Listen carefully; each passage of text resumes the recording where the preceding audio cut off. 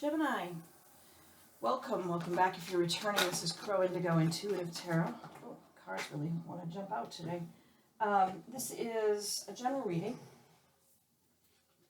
for Gemini placement, Sun, Moon, Rising, and you've got 3 reverse cards.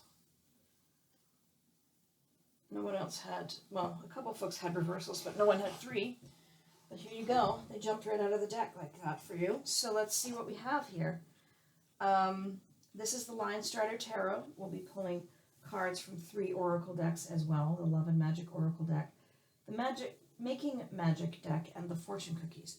And these will be a little bit shorter than normal, but we'll try to go back to the longer format next week. 10 of Swords in reverse, the Tower in reverse, the World in reverse. You have some significant shift that has to happen, that wants to happen, that is waiting to happen. You, by amazing feats, have managed to keep it from happening because you're not ready for it. Something in you is resisting it strongly. The Tower isn't usually something you can control. So I think you know what it is that's coming, this significant shift in the bedrock of your life, and it's taking all the energy that you have to keep it from actually manifesting and happening. And to be honest, most people couldn't do that. It's only a credit to your intellectual abilities that you're able to somehow control the uncontrollable. It's pretty impressive, to be honest, but it's deeply unhealthy for you to stay there. 10 of Swords in reverse. There's part of you, a part of your persona that is waiting to be shed. It's a part of how the world sees you that is not true to your soul, that is not true to who you are today. It may be who you were, and the whole world sees it as who you are, but it isn't who you are anymore. It hasn't been, and it needs to be shed. It needs to be let go. It's sort of like, when a snake is shedding its skin, it can't stay in that old skin. It outgrows it. Same thing when the cicadas come out and they need to come out of their exoskeleton. They have a whole new thing going on there. They can't stay small. Same thing with the caterpillar going into the chrysalis, coming out as the butterfly. If it never went into the chrysalis, it wouldn't reach its full potential. And this is your chrysalis. You need to shed it. You haven't. I don't know why. This is a general reading, so it's really not the place to dive deeply into that. But it's there. And this bedrock change to your life that you are somehow putting on hold, impressive but unhealthy, the world, culmination, a completion, end of one chapter of your life, beginning of the next phase, also being put on hold there.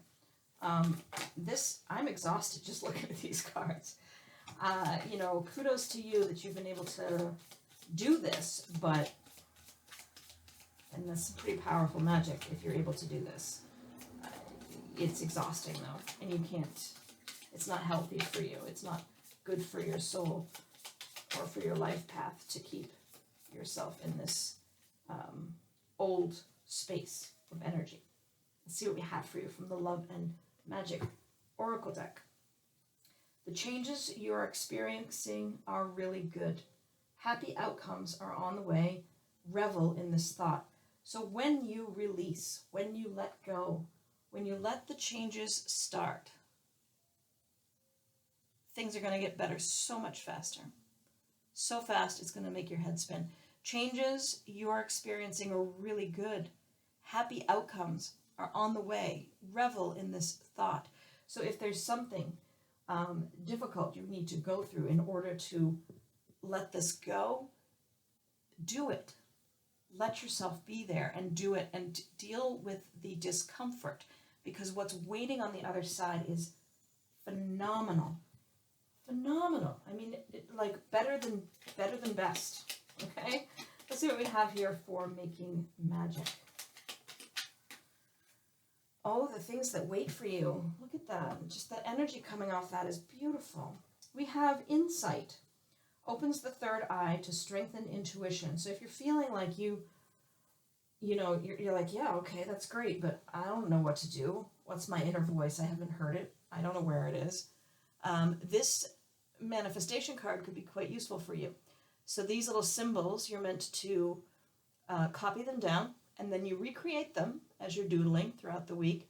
This one will, you might want to pause the video so that you can jot it down in its detail. But the idea is that as you're taking a few moments to meditate each day this week, you redraw the symbol, you focus your energy and your intent on getting in touch with your intuition, hearing that voice inside that's going to guide you. It's going to help you figure out the how, the when, the where, the who, anything that's been blocking you, that's keeping you in this holding pattern that cannot be held forever and is draining all of your energy to stay there.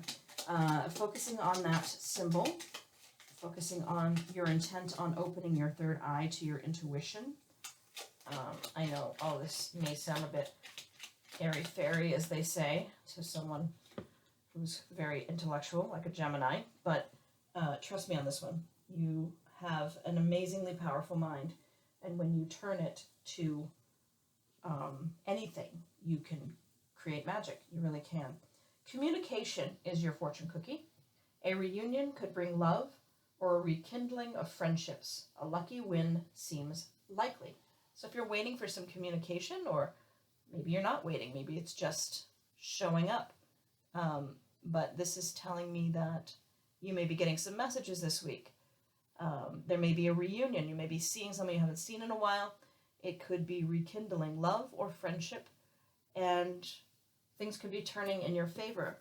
I think that's where we'll leave it for this week. Thank you so much for being here. If you're in the U.S., I hope you have a nice, safe, fun holiday weekend. If you're not in the U.S., I hope you have a great weekend and a week as well. So, yeah, longer videos next week. But for now, we'll say bye. Blessings.